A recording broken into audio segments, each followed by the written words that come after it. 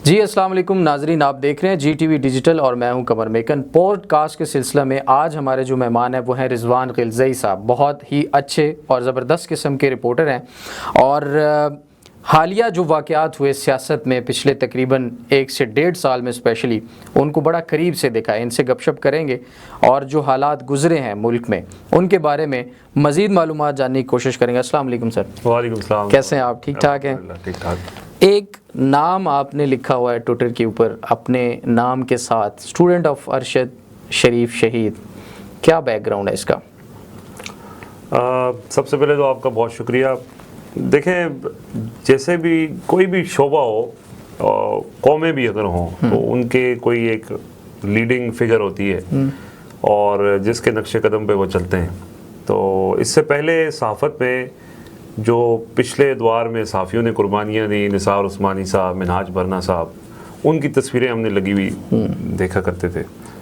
लेकिन फिर हमने अपनी आंखों के सामने देखा कि अरशद शरीफ शहीद जिस तरह से उन्होंने हक और सच के लिए जो सबसे बड़ी कुर्बानी होती है, अपनी जान की कुर्बानी उन्होंने वो दी है, तो वो एक मशअले राह हैं। और जब वो ज़िंदा भी थे तब भी वो हमारे लिए मशअले राह थे। वो बताते थे कि जर्नलिज़्म होती क्या है, कैसे करते हैं, और जो एक जर्नलिस्ट की डेफिनेशन है वो अरशद शरीफ शहीद अपने दौर के अंदर जिस तरह से उन्होंने प्रोफेशनल जर्नलिज़्म की है, वो क्योंकि हमारे सामने जो हमने खुद देखा अपनी आंखों से कि उन्होंने अक्रॉस द बोर्ड सबको तनकीद का निशाना बनाया और पूरी खबरें दी, तनकीद नहीं की बेशक, बल्कि उनको यानी कि टफ टाइम दिया। वो इमरान खान की गवर्नमेंट में पावर स्कैंडल हो, उस एक एक्सटेंसिव रिसर्च इन्वेस्टिगेटिव स्टोरियों में सर वो केस मिसाल है अपने आप। तो वो हमारे लिए मशअले राह हैं। तो वो आपने वो और उनकी याद भी हमेशा रहनी चाहिए और वो हमेशा जिंदा रहेंगे। तो इसीलिए बस। अच्छा, इमरान रियाज खान हो जाए, अरशद शरीफ शहीद हो जाए, उसके साथ साथ मुरीद पीरज़ादा साहब हो जाए, इवन आप भी, लोग कहते हैं जी इमरान खान फ़ैन क्लब है, ये बहुत ज़्यादा कोई जो है मुतासिर है इमरान खान से। तो आप इसको किस नज़र से देखते हैं? आपका पॉइंट ऑफ व्यू क्या है? देखें, हर शख्स अपना ज़िम्मेदार है, वो बेहतर समझता है। एक तो जो चूँकि अरशद साहब को अगर देखा जाए तो उनका प्रो इमरान खान होना ठीक है, वो एक होता है, ताल्लुक़ भी होता है, बातचीत होती है, लेकिन वो इमरान खान के दौर में वो प्रो इमरान खान नहीं थे। और बहरहाल वो एक अलग वो डिबेट है। असल बात यह है कि जो सहाफ़ी है उसका काम क्या है? उसने लोगों की तर्जुमानी करनी है। जो लोग बात कर रहे हैं वो आवाज़ है, सहाफ़ी माशरे की आवाज़ है। एक तो उसने लोगों के मसाइल के ऊपर बात करनी है, लोगों की आवाज़ बननी है, और दूसरा उसका दूसरा रोल है वॉच डॉग का, कि उसने हुकूमत के ऊपर भी नज़र रखनी है। तो और ऐसी कोई चीज़ जो कहीं पे माशरे में गलत हो रही है या हुकूमत में गलत हो रही है, उसके ऊपर उसने उसको उठाना है। यही मीडिया का यही रोल है, और सहाफ़ी जो है वो मीडिया का एक जुज़ है, उसका ये रोल है। अब इसके अंदर जो है वो दिखाना, वो अगर किसी के सपोर्ट में होगा तो दूसरा जो मुखालिफ है उसको बुरा लगेगा, और कल को वही अगर उसकी सपोर्ट में होगा तो दूसरे को बुरा लगेगा, और दोनों तरफ से गालियाँ पड़ती रहेंगी। तो ये असल में मैं ये समझता हूँ इस वक्त जो मेरी नाक़िस राय है वो ये है कि इमरान खान ने पाकिस्तान का जो स्टेटस को है उसको चैलेंज किया है, और उसके बाद इमरान खान ने एक सियासी जद्दोजहद की। फिर जब वो इक़्तिदार में आए, इक़्तिदार में आके इमरान खान जिस तरह उनसे एक्सपेक्टेशंस थी वो नहीं पूरी कर सके, और इसको वक्तन फ़वक्तन सहाफ़ी उजागर करते भी रहे। इमरान रियाज ने सबसे ज़्यादा उस्मान बुज़दार की तनकीद की। आज इमरान खान का सबसे बड़ा ब्लंडर जो है बेशक वो ये समझा जाता है कि जी वो उस्मान बुज़दार था, तो उस्मान बुज़दार पे सबसे ज़्यादा तनकीद इमरान रियाज खान से ज़्यादा तनकीद किसी ने नहीं की। बेशक ऐसे ही है। इसी तरह आपने देखा कि अरशद शरीफ शहीद, वो कोई स्कैंडल, पावर का स्कैंडल हो, वो चीनी का हो, उन्होंने किसी को नहीं बख्शा, और जो उसमें ज़िम्मेदार था मुखालिफ प्रोग्राम किए वो। और ये तो पॉइंट ये है कि उसमें अभी सिर्फ लेबलिंग कर देना, वो जो जिस सिस्टम को लोगों ने ललकारा हुआ है उस सिस्टम के कुछ बेनिफिशरीज हैं सहाफ़ियों में भी, मीडिया के अंदर भी, तो उन बेनिफिशरीज को और कोई जब चीज़ नहीं मिलती टारगेट करने के लिए तो वो फिर इस तरह की चीज़ें करते हैं। या तो आप बता दें कि जी किसी ने कोई पैसे लेके किसी से प्रोग्राम की हो, इमरान रियाज पे किसी से पैसे लेके अपना ज़मीर बेच के किसी का नुमाइंदा बन के बात की हो उसने, तो फिर बात है। या अरशद शरीफ शहीद ने इसी को बात की हो, तो ये वो चूँकि माफिया के जो बेनिफिशरीज हैं उन्होंने कोई ना कोई लोगों की आंखों में धूल झोंकनी होती है, तो इस तरह की गुफ्तगू करते हैं जिसका हकीकत से कोई ताल्लुक नहीं होता। अच्छा, हमने देखा असद तूर के ऊपर जब तशद्दुद हुआ था उस वक़्त सहाफ़ियों का एक बहुत बड़ा ग्रुप जमा हुआ और उन्होंने प्रेस क्लब के सामने बड़े धमकियां भी दी ताकतवर हलकों को, और यहाँ तक कि कहा कि हम घरों की स्टोरियाँ तक आप लोगों के सामने रख देंगे, हम बंदूक तो नहीं उठा सकते। मुल्क बदर कर दिए गए। उसके बाद सहाफ़ी इमरान रियाज ख़ान 116-17 दिन से लापता हैं। अरशद शरीफ को शहीद कर दिया गया दयार गैर में। मुईद पीरज़ादा बाहर और भी बहुत सारे शागिर साहब बाहर। आपको क्या लगता है अब वो ग्रुप क्यों नहीं इकट्ठे हो रहा? वैसे उस तरह से क्यों नहीं मिल के आवाज़ उठाई जा रही? खामोशी है बिल्कुल। देखिए उस वक्त तो सब ने आवाज़ उठाई थी असद तूर के ख़िलाफ़ जो हुआ, और असद तूर क्या कर रहा है वो एक अलग डिबेट है, लेकिन बहरहाल किसी को भी कोई बात करने के ऊपर सिर्फ इख्तिलाफ राय के ऊपर उसके ख़िलाफ़ कोई मावरा कानून चीज़ नहीं होनी चाहिए। तो वो जो भी है, वो असद तूर है या वो जो भी है, तो वो तो काबिल मज़म्मत चीज़ है, और वो उतनी काबिल मज़म्मत अब भी है, बल्कि अब तो उससे ज़्यादा उसका शिकार हो रहे हैं। अगेन बात वही है कि उस दौर के अंदर जिस वक्त ये बताया गया कि एक बहुत मुश्किल दौर है सहाफ़ियों के लिए, और इसमें कोई शक भी नहीं है कि इमरान खान के दौर में सहाफ़ियों के लिए मुश्किलात थी, लेकिन वो मुश्किलात जो हैं वो इस तरह की नहीं थी कि सहाफ़ियों की जान को ख़तरा हो, या उनको जैसे इल्ज़ाम लगाया जाता है कि जी किसी को नौकरियों से निकलवाया। इस तरह की एक दो एग्जांपल्स हो भी सकती हैं, मैं उसको डिनाई नहीं कर रहा, लेकिन उस वक्त जो है वो एक इन्वायरमेंट ऐसा था कि लोग खुल के तनकीद करते थे। बहुत सारे एंकर सीनियर सहाफ़ी हज़रात वज़ीर आज़म के सामने बैठ के कहते थे कि मैं तुम्हारा गिरबान पकड़ूंगा। बिल्कुल। तो उस वक्त जो है वो कंपैरिजन अगर हम करें, हमारे सामने की बात है, मैं खुद फेस कर चुका हूँ जी। इसी हुकूमत की साबिक जो पिछली इमरान खान की हुकूमत थी, 2 पैमरा के नोटिस मुझे आए खबरें चलाने पे, और वो सिर्फ इस वजह से कि वो चाहते थे कि हम चीज़ें उनके हिसाब से हों, लेकिन हमने उनके हिसाब से नहीं किया, हमने अपना काम किया जी। तो उन्होंने कुछ ऐसी चीज़ें ज़रूर की हैं, लेकिन पैमरा का नोटिस भिजवा देना या ये अलग चीज़ है, बंदा गायब कर देना, कत्ल कर देना और मजबूर कर देना, ये एक अलग चीज़ है। लेकिन अगेन वही बात है कि उस वक्त इमरान खान ने बहुत सारी ऐसी चीज़ों पे ये कहा कि ये हमने नहीं कर रहे। तो इसी तरह PDM हुकूमत भी जो है वो भी यही कहते हैं कि ये हमने नहीं किया।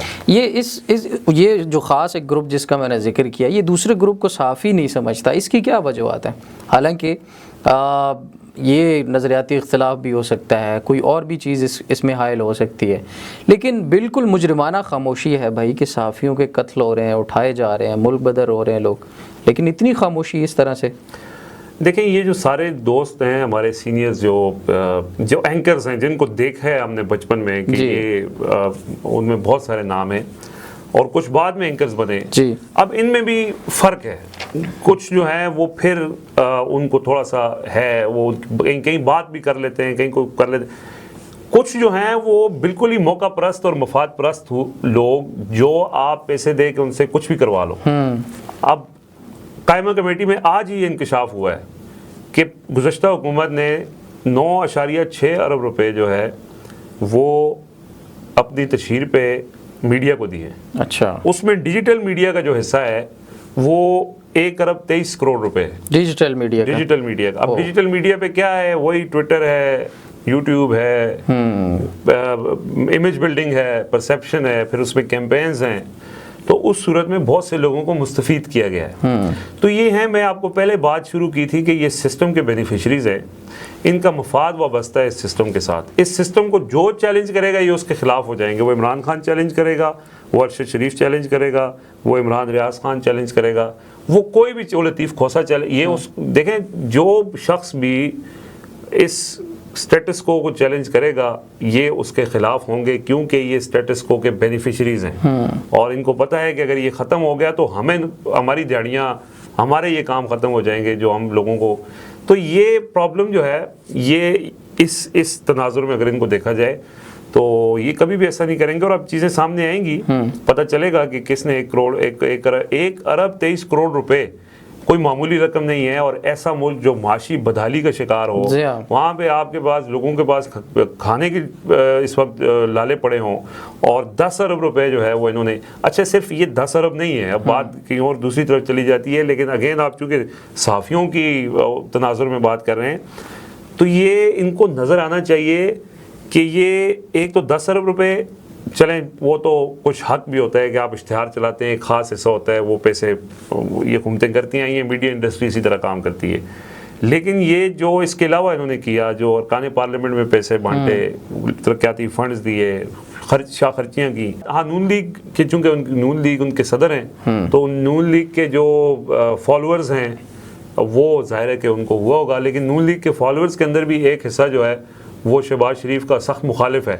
जाते जाते जिस तरह से इन्होंने असम्बलियाँ तोड़ी हैं, ये इसमें बदनीयती आपको नज़र आती है वाज़े तौर पे? ऑब्वियसली कि इसलिए तोड़ी है कि ताकि 30 दिन और मिल जाएं और डिले हो जाएं, लेकिन वो तो इलेक्शन और ज़्यादा डिले हो गए। अब तो वो इलेक्शन मांग रहे हैं, कह रहे हैं इलेक्शन दें हमें, इलेक्शन दें, लेकिन इलेक्शन मिल नहीं रहा। ठीक, आपको क्या लगता है इलेक्शन कब हो रहे हैं? देखें, दो इसमें फैक्टर्स हैं जी। एक तो जो इंटरनेशनल इसमें प्लेयर्स हैं उनके हवाले से सख्त प्रेशर है, और आगे IMF का रिव्यू भी होना है। बिल्कुल, IMF के रिव्यू के बगैर पाकिस्तान का जो इक्तिसादी सर्वाइवल है एक तरह से वो नहीं है।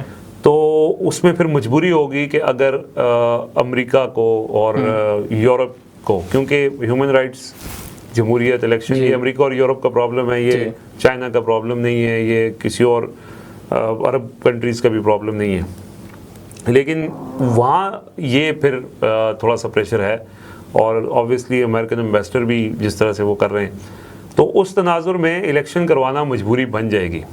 अब सवाल ये है कि इलेक्शन कैसे होंगे, किस तरह के इलेक्शन होंगे, तो ये अभी तक जो है वो नहीं तय पाया, क्योंकि जो प्लान्स पिछले 16 महीने में बने हैं वो चूंकि कोई भी प्लान अपने मतलूबा नताइज नहीं हासिल कर सका, तो उसका जो प्लान बी है वो नहीं मौजूद रहा कभी भी।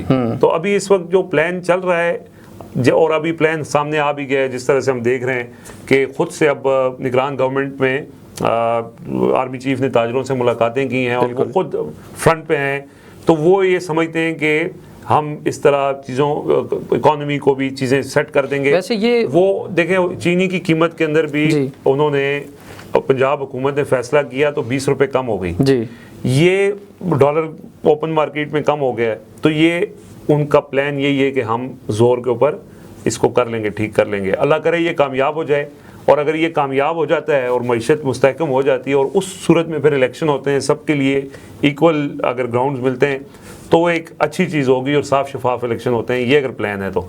लेकिन अगर ये नहीं है और लंबा कोई अरसा चलाने का प्लान है, तो मेरे ख्याल में एक्सेप्टेबल नहीं होगा। जब सारी सियासी जमातें एक तरफ होंगी तो वो फिर थोड़ा। अच्छा, यहाँ एक सवाल पैदा होता है कि क्या मईशत को ठीक करना आर्मी चीफ या इन ताकतवर हलकों का काम है, और अगर नहीं है और इनको ये काम मईशत को मजबूत करके ही अगर इन्होंने इलेक्शन करवाने हैं, तो फिर इनके मतलूबा नताइज ये क्या हासिल करना चाहते हैं, कि कौन सी ऐसा टारगेट है जो ये अचीव करेंगे उससे? देखें, एक अगर तो कोई जैसे मुखलसी की बात हुई कि जी कौन मुखलिस है कौन नहीं है, अगर कोई पाकिस्तान के साथ मुखलिस है तो जाहिर है कि जो बड़े बड़े प्रॉब्लम्स हैं वो उनको ठीक करना है। तो अब इस टाइम पे जो हमारी इस्टेब्लिशमेंट है वो ये समझती है कि मईशत जो है वो सबसे इम्पोर्टेंट मैटर है, नेशनल सिक्योरिटी से लिंक है, तो चूंकि वो नेशनल सिक्योरिटी से लिंक है लिहाजा वो हमारी डोमेन में आता है कि जब बात नेशनल सिक्योरिटी की आ जाए तो वो नेशनल सिक्योरिटी मिलिट्री इस्टेब्लिशमेंट का काम है। और वो समझते हैं कि ये जो दूसरा निज़ाम है ये इतना बोसीदा है कि जो रुकावटें हैं उनको दूर नहीं कर सकता, लिहाजा जब इस्टेब्लिशमेंट किसी चीज़ में आ जाती है तो उसके फ़ौरन नताइज आना शुरू हो जाते हैं। तो वो ये समझते हैं कि इस लिहाज से वो अपना असर व रसूख इस्तेमाल करके जहाँ स्मगलिंग रुकवानी है वहाँ स्मगलिंग रुकवा सकते हैं, जहाँ ज़राअत के अंदर चीज़ें बेहतर करनी है वो कर सकते हैं। तो उस लिहाज से उनका प्लान ये है कि, और इसमें अब इतलात सामने आ रही हैं कि ख़ुद कोर कमांडर्स जो हैं अब वो इस हवाले से अपना किरदार भी अदा कर रहे हैं जहाँ जहाँ जो है मसलन, तो इसमें वो ये समझते हैं कि वो इस तरह ये मकसद हासिल कर लेंगे। अब देखें, हाँ, इससे पहले हम माजी की मिसालें देखते हैं कि क्या इस तरीक़ेकार से मकासद हासिल हो सकें या नहीं हो सके। तो उसमें जो हमने ख़ुद देखा या अखबारों में भी पढ़ा, और उस टाइम पे मीडिया इवॉल्व हो रहा था, और ये क्रेडिट बहरहाल जनरल मुशर्रफ को तो जाता है, उन्होंने मीडिया को पाकिस्तान में वही लेके आए। लेकिन उन्होंने भी कोशिश की, शुरू में जब आए उन्होंने कोशिश की, लेकिन उसकी इतनी एक्सेप्टेंस नहीं हुई। फिर उनका फ़ायदा ये हुआ, या उनकी एक खुशकिस्मती थी कि अमरीकी जंग शुरू हो गई, पैसे आ रहे थे, तो वो जब पैसे आ रहे हो तो सिस्टम चल रहा होता है, इकॉनमी आपकी स्टेबल रहती है। लेकिन बाद में फिर वो भी मजबूर हुए और सियासी जमातों के हवाले उनको सिस्टम करके और फिर वो छोड़ के खुद चले गए। अब ये दोबारा से अगर इस तरह का सिस्टम आता है, और अल्लाह करे कि वो कामयाब हो जाए, जिससे उसके मकासद हैं। मकासद क्या है कि जी पाकिस्तान की मईशत बिल्कुल ठीक हो जाए, पे खड़ी हो जाए, 50 अरब डॉलर की सरमायाकारी या 100 अरब डॉलर की सरमायाकारी का टारगेट है, वो पूरा हो जाए तो आपके तो मसले आधे से ज़्यादा हल हो जाएंगे। और सबसे बड़ा टारगेट तो मेरे ख्याल में ये होना चाहिए, और जिसको अगर वो ठीक कर दें तो सारा मुल्क ही ठीक हो जाएगा, इस मुल्क का अदालती निज़ाम, इंसाफ अगर हो जाए, इंसाफ आ जाएगा तो बाकी चीज़ें आ जाएंगी। लेकिन इस मुल्क के अदालती निज़ाम को अगर ठीक कर दिया जाए तो फिर अपनी एग्जिस्टेंस नहीं। बिल्कुल ऐसे। मेरा आखिरी सवाल, इमरान खान का फ्यूचर क्या देखते हैं? इंसाफ की बात आ गई, उनके साथ इंसाफ हो रहा है या होता हुआ नज़र आ रहा है? देखिए, इमरान खान के ख़िलाफ़ इंसाफ होता हुआ नज़र तो नहीं आ रहा, और जहाँ तक अगर मुझसे आप ये पूछें कि इंसाफ हो रहा है, तो इंसाफ भी नहीं हो रहा, क्योंकि बहुत ऐसी पिटी चीज़ें हैं जिसके पीछे इमरान खान कुछ वो उनके ऊपर केसेस बनाए गए हैं। या तो वो गद्दार होते वाकई साइफर में जिस तरह उनके ऊपर केस है, या वो करप्ट होते जिस तरह उनके ऊपर अलकादिर का और तोशा खाना का, या वो लालची होते। मैंने बताया था कि वो तो इतने लीस्ट इंटरेस्टेड थे कि शुरू में एक अरब मुल्क के एक तरफ से घड़ी जब दी गई तो वो एक अफसर जो उनके साथ होते हैं उन्होंने चेंज कर ली, अपनी वाली खुद बांध ली और अब वो उनको दे दी। अच्छा। और बाद में जब एवेल्युएशन हुई तो पता चला कि जी प्राइम मिनिस्टर की घड़ी बहुत सस्ती वाली है, और जो ऑफिसर साहब हैं उनकी घड़ी बहुत ऑफिसर कौन थे? बस थे कोई। अच्छा। तो ये मैं कह रहा हूँ कि वो इस तरह वो उनकी लालच कभी रही नहीं है। उनके इस वक्त जो उनके खिलाफ केसेस बनाए जा रहे हैं वो इंसाफ वाले तो नहीं है। हाँ, उनका जो असल कसूर है वो है कि वो डटे हुए हैं और मान नहीं रहे। पहले भी उन्होंने नहीं माना, उनको बहुत समझाने की कोशिश की गई, सबने कहा, सबने उनको समझाया, टीवी पे आके कहा। साबिक आर्मी चीफ ने खुद तस्लीम किया कि मैंने इमरान खान को यहाँ पे ये समझाने की कोशिश की, यहाँ पे ये समझाने की कोशिश की फलां, लेकिन वो असल उनका जो कसूर ये है कि वो समझे नहीं है और अभी भी नहीं समझ रहे। और उनकी ये जो ना समझना है ये ठीक है, यही इसी में उनकी बका है। क्योंकि इस वक्त उनकी जो पॉपुलैरिटी है, जो लोग उनके साथ जिस बुनियाद पे उनकी सपोर्ट कर रहे हैं, वो उनका ना समझना ही है। सही। अगर वो समझ जाते हैं तो उनमें और जो इससे पहले बात समझ के चुप करके बाहर चले गए थे उनमें कोई फ़र्क नहीं रहेगा। तो अभी इस फ़र्क सिर्फ ये है कि वो समझ नहीं रहे और ये उनका जुर्म है। अब इम्तिहान है बेसिकली कि जेल कितनी बर्दाश्त कर सकते हैं, क्योंकि ये सारी ज़िंदगी एक जैसी तो नहीं रहती, वक्त बदलता रहता है। तो अब वो वक्त कहीं ना कभी जाके बदलेगा। चलें जी 10 साल बाद ही जाके बदलेगा तो सही, बिल्कुल वो इम्तिहान उन्होंने, लेकिन 10 साल बाद नहीं बदलेगा। ये वो ज़माना नहीं है।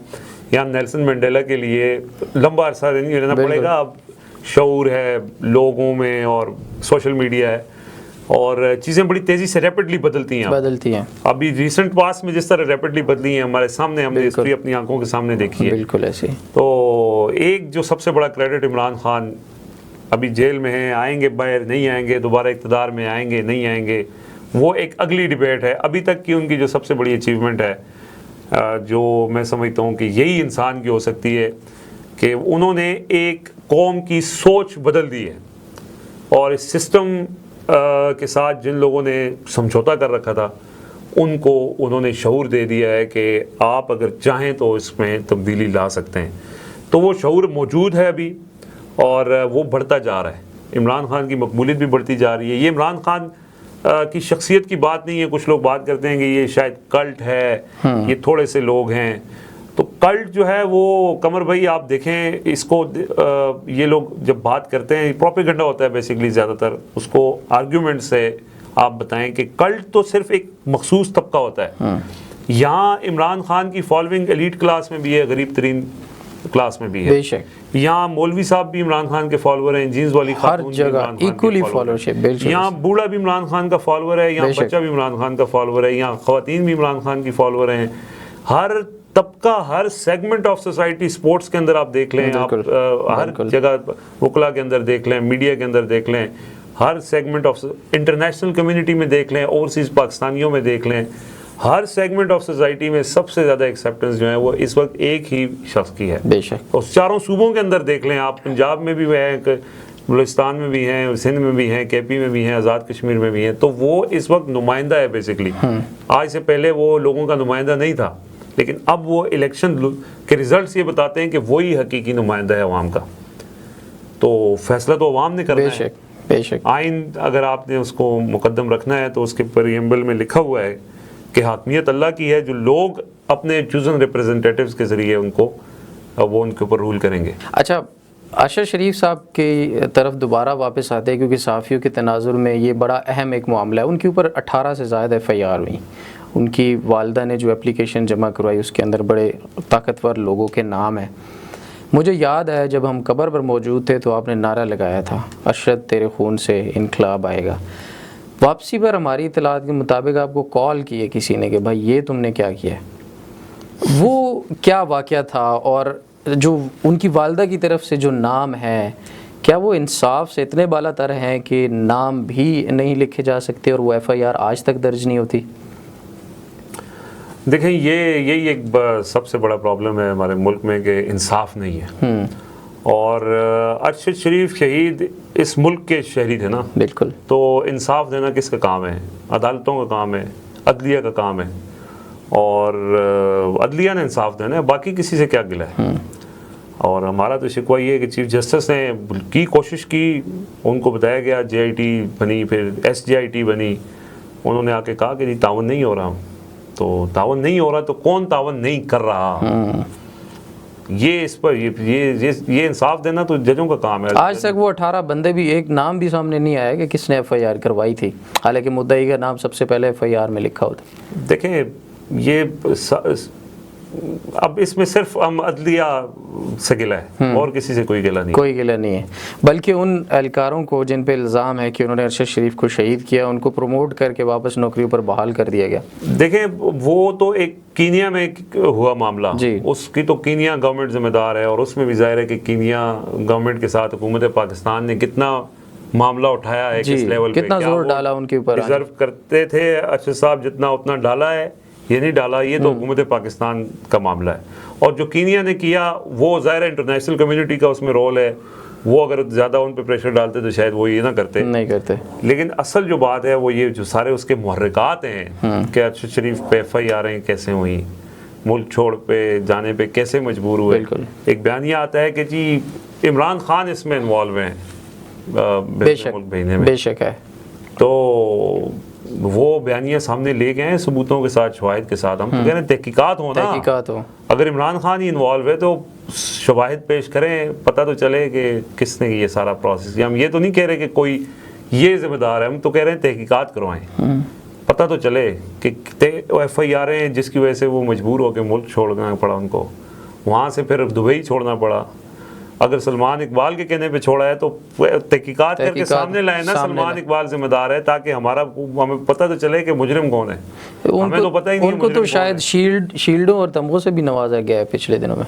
सर वो अपना बिजनेस, देखिए पाकिस्तान में हर शख्स जो है ना, जो बड़ा आदमी है, मैं आपको बताऊं, जिसके पास ताकत है, इख्तियार है, वो बिजनेसमैन हो, वो जज हो, वो ब्यूरोक्रेट हो, वो सियासतदान हो, वो कोई टाइकून हो, वो कोई जज हो, जनरल हो, जिसके पास भी इख्तियार है, वो अपने ज़ात से बाहर नहीं सोचता। वो कहता है यार जिधर भी पहुंच गया हूं ना, इसमें मुझे क्या फ़ायदा है, और वो उससे बाहर नहीं सोचता। तो फिर वो अपने मफाद की खातिर सिस्टम का हिस्सा रहता है, हिस्सा बन जाता है, मजबूरी होती है। तो इसी तरह वो फिर फ़ायदे उठाते हैं थोड़े से लोग, और ज़्यादा लोग नुकसान उठाते हम देख रहे हैं। प्रेस क्लब में एक वाक़या हुआ था, काफ़ी शोर शराबा हुआ था, अरशद शरीफ साहब के नाम पर ही एक जो है प्रोग्राम हो रहा था। उसके दौरान मेन एतराज़ आपका था क्या? काफ़ी वहाँ पर शोर शराबा देखने में आया था, उस दिन मैं भी वहाँ पर मौजूद था। मेन एतराज़ क्या था? सहाफ़ियों पर था, मेहमानों पर था, वहाँ पर मौजूद बाकी किसी शख्सियात पर था? देखें, वो हमें ये पता चला कि प्रेस क्लब में एक इवेंट है अरशद साहब की याद में, और इमरान रियाज साहब वहाँ पे होंगे। प्रेस क्लब इसको ऑर्गेनाइज़ कर रहा है, और उसके बाद कोई वो एम्बुलेंस अरशद साहब के हवाले से वो एक सर्विस है। तो हमने कहा कि हम चले जाते हैं, एक अच्छा इवेंट हो रहा है अरशद साहब की याद में। और इवेंट पे हम जब पहुँचे तो पता चला कि जी वो सामने देखा कि वो गरीदा फारूकी साहबा बैठी हुई हैं, इधर जावेद लतीफ़ साहब बैठे हुए हैं, और बाकी वो कुछ और जो सारे ये एंकर्स बड़े बड़े, और उसमें इमरान इमराई भी थे, समी साहब थे, बाकी लोग भी थे, आमिर मीर साहब भी थे। जब गरीदा फारूकी साहबा आई स्टेज पे और उन्होंने आके अरशद साहब की शान में कलमात जब अदा करना शुरू कर दिए, तो हमें कहा यार ये तो वो खातून है जो कह रही थी अरशद साहब भाग गए। मजाक उड़ाया उनका, ट्वीट्स किए, वो ट्वीट्स मुझे याद आ गई। तो मैं तो अचानक, तो मैंने वहाँ, मुझे बड़ा फील हुआ, मैंने कहा यार ये चीज़ एटलीस्ट नहीं होनी चाहिए। ठीक है, आप हर किसी को आके बात करने का, और वो बात नहीं है, लेकिन जिन लोगों ने एटलीस्ट मजाक उड़ाया है, हम ये नहीं कह रहे कि लोग बोले नहीं है, खामोश रहें, बहुत से लोग खामोश रहें, हर किसी की अपनी रीज़न हो सकती है। अगर कोई खामोश है आप उससे गिला नहीं कर सकते, क्या पता वो क्यों खामोश है, आपको नहीं पता। लेकिन अगर वो मजाक उड़ा रहा है और वो उधर से अटैक कर रहा है, तो ये तो एक्सेप्टेबल नहीं है ना, कि वही कल बैठ के उस रोस्ट्रम पे आके और वो शान में कलमात दा, हम सामने, ये कोई मुनाफिकों का कम्युनिटी तो नहीं है ना। बिल्कुल ऐसे ही है। ठीक है, अगर हैं भी तो हम कम से कम उसका हिस्सा नहीं है। तो फिर मैंने एक दो सीनियर से मशवरा किया। एक तो वो खातून थी, मैंने कहा अभी इसके सामने बात की तो खातून कार्ड आ जाने के, फिर वो कहेंगे जी खातून पे पॉइंट कर दिया, तो ये कर बल्कि वो कई दफा कर भी चुकी है। तो हम चूंकि उनको जानते हैं, हमारी उनसे बड़ा अच्छा ताल्लुक भी रहा एक टाइम पे जब वो थी। लेकिन फिर वो हमारे बहुत से बदकिस्मती से हमारे जो दोस्त हैं, सीनियर्स हैं ना, वो अपनी ईगो पे बात ले लेते हैं। किसी की बेटे की शादी पे अगर कोई इमरान खान नहीं आया तो उसने कहा बस मैं अब देखो इसके साथ दुश्मनी कैसे निभाता हूँ। किसी के प्रोग्राम में अगर इमरान खान इंटरव्यू नहीं दिया तो उसने कहा देखो जी मैं आइंदा कहता नहीं। तो वो ये इस वजह से भी वो बहुत लोग दुश्मनी पे इतनी शदीद किस्म की नफरत करते हैं वो और एक ख़ास जमात, और इतनी बड़ी तादाद में उनके फॉलोअर्स से हो गए, उनको अजीब अजीब नाम और क्या नफरत दिल। तो वो अब वो लोग कर रहे हैं बात, तो जाहिर है कि फिर हमें, तो मैंने कहा कि यार बेहतर है कि ये औरत कार्ड वाला मामला आ जाएगा तो इस पर नहीं करते, थोड़ा रुक लेते हैं, मशवरा भी कर लेते हैं। एक दो लोगों से और मशवरा किया। अरशद साहब के जो टीम मेंबर्स अदील राजा, अली उस्मान, उनको तकलीफ पहुंची, वो बाहर खड़े थे, मुझे कह रहे थे यार ये देखो गरीदा फारूकी भी इधर बोल रही है, ये क्या है। तो मैंने कहा यार ये बात तो ठीक है। तो अच्छा, फिर अब ये भी नहीं था कि कोई ऐसा हमें प्रोटेस्ट करें। तो वहाँ अफजल भट्ट साहब जब आए तो हमने कहा ये तो हमारे अपने, इनसे हम शिकवा कर सकते हैं। तो वीडियो मौजूद है, वो इंतहाई मुअद्दबाना अंदाज में हमने कहा जी हमारा एक टोकन प्रोटेस्ट है कि यहाँ स्टेज से एटलीस्ट उन लोगों को नहीं होना चाहिए था जो अरशद शरीफ शहीद जब मुल्क छोड़ने पे मजबूर हुए तो उन्होंने ट्विटर पर मजाक उड़ाया था। ये हमारा प्रोटेस्ट है, दैट्स इट। उन्होंने कहा जी कि हमें आप प्रोग्राम स्पॉइल करने आए और आपको कोई हक नहीं है बात करने का, आप निकल जाएं, और मुझे पता है कि आपको भेजा गया है।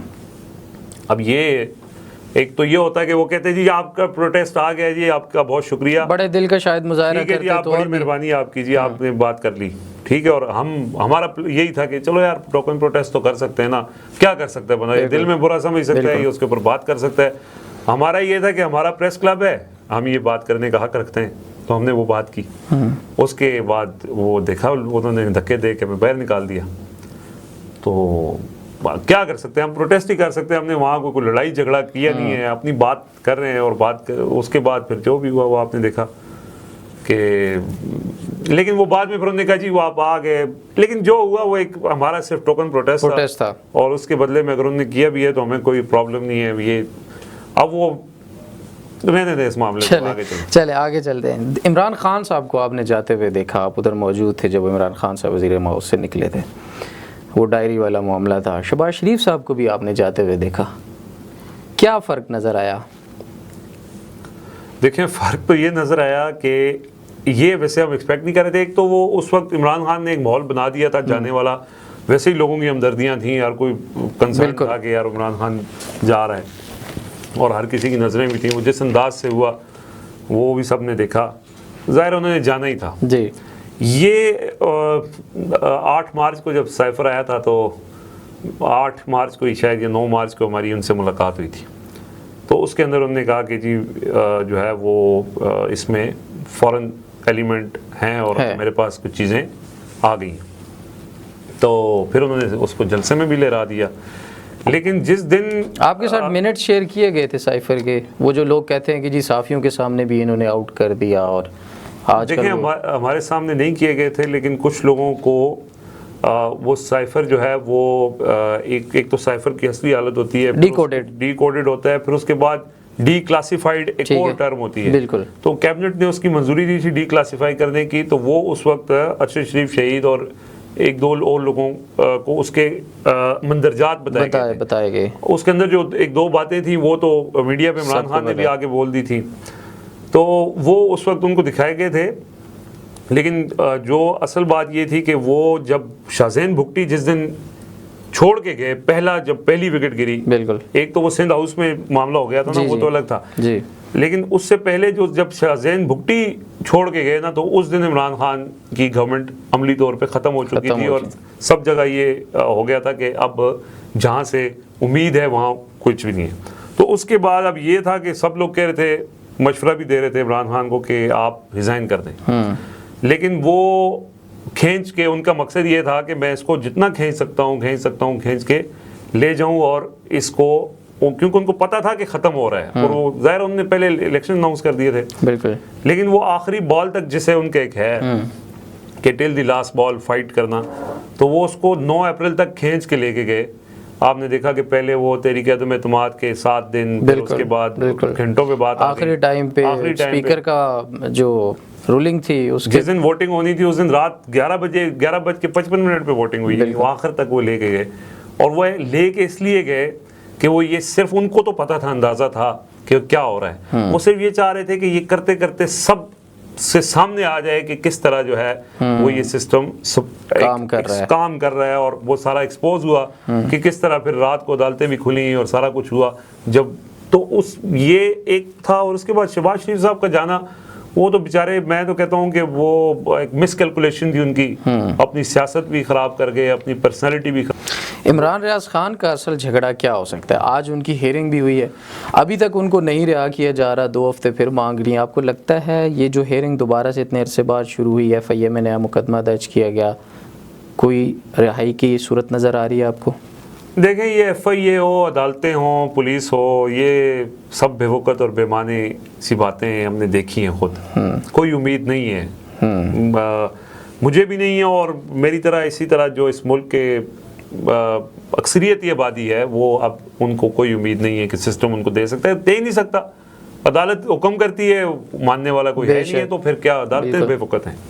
असल बात ये है कि उनकी जो वेल बीइंग है उसके बारे में हमारी सिर्फ इतनी सी ख्वाहिश है, सब सहाफ़ी बरादरी की, जो इमरान रियाज के साथ काम करने वाले कुलीग्स हैं, आप से कह लें, उनके सीनियर्स कह लें, जूनियर, सबकी कम्युनिटी की, कि उनकी वेल बीइंग का हमें बता दें कि वो किस हाल में। हमें बताया जाता है, इसमें कोई शक नहीं है कि बहुत से लोग बताते हैं, वेल इन्फॉर्म्ड लोग जो जिनकी बातों को आप सीरियस लेते हैं, बिल्कुल, वो ये बताते हैं कि वो ठीक हैं और रिलैक्स, खैरियत से हैं जी। तो तसल्ली हो जाती है। लेकिन हम ये कह रहे हैं कि ठीक है, आप उनको सज़ा, अगर जुर्म कर ही दिया है और सबको पता है उसने क्या जुर्म किया और वो बाहर नहीं आ रहे, तो इसी वजह से नहीं आ रहे कि वो मानता नहीं है वो बंदा।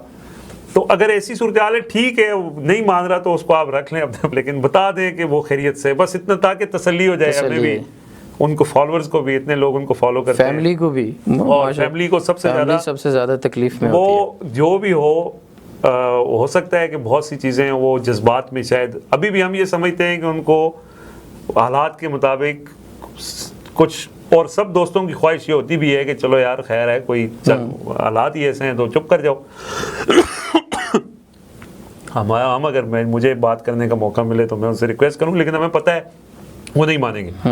अच्छा, वो अब उनकी समझ लें कि इसको नादानी कह लें, कह भी, मतलब मैं उसको नहीं कहता नादानी, लेकिन तसव्वुर कर लें अगर, बिल्कुल, तो लेकिन उनको अच्छे हाल में रखें और हमें बता दें कि वो खैरियत से हैं। खैरियत से। और इसके अलावा बाकी वही आप समझते हैं कि उनको अभी और समझने की ज़रूरत है, लेकिन अगर वो खैरियत से हैं तो हमें पता है कि भाई हमारा तगड़ा है, बिल्कुल, और वो मुकाबला कर लेगा। बिल्कुल जी, उसने कोई साबित प्रॉब्लम किया है, बेशक।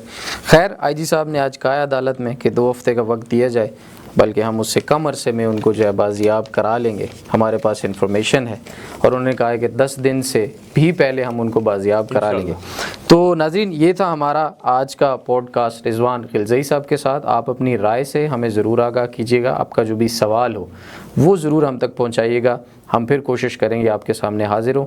अभी तक के लिए इतना ही, मुझे और रिजवान खिलज़ई साहब को इजाज़त दीजिए। अल्लाह निगहबान।